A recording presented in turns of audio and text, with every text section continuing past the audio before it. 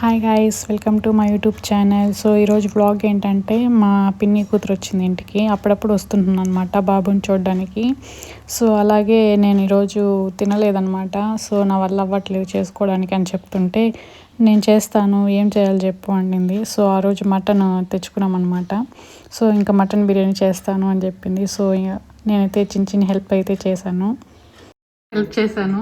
Only onions టమాటాస్తో కోసాను. మిగతా అన్నీ మా గీత అయితే ప్రిపేర్ చేస్తుంది. ఏం చేస్తూ ఉండవు చెప్పు గీత, ఒకసారి ఏం ప్రిపేర్ చేస్తున్నావు చెప్పా.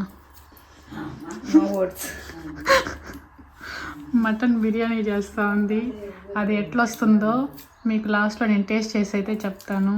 అది హిట్ అవుతుందో ఫ్లాప్ అవుతుందో ఏమో. ఇన్ని ఎరగడ్డలు తరగమనింది, ఇన్ని టమాటాలు తరగమనింది. నేనేంటని చేస్తున్నాను ఏమో, చూద్దాం లాస్ట్లో. దెన్ మా అవ్వ వాళ్ళ సిస్టర్ అయితే వచ్చింది.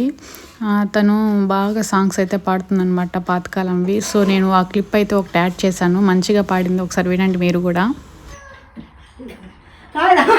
కావాలా వీడు కావాలా, సందులో సారాయి కావాలా, సంత పొద్దున చీర కావాలా, ఊరు ముందర కయ్యదున్నబ్బే ఉల్లి పోగులు నాటుకున్నాము, ఎర్రంగా పొదుమలిచా ఏడు గడియాలాయ బాల కొద్దన్నెక్కి బహుభాగమాయ దిగి దిగు దిగి నాగా దిగిరా సుందరి నాగా దిగితేనే దిగినట్టు దిగకుంటే సభ కట్టు పోండి.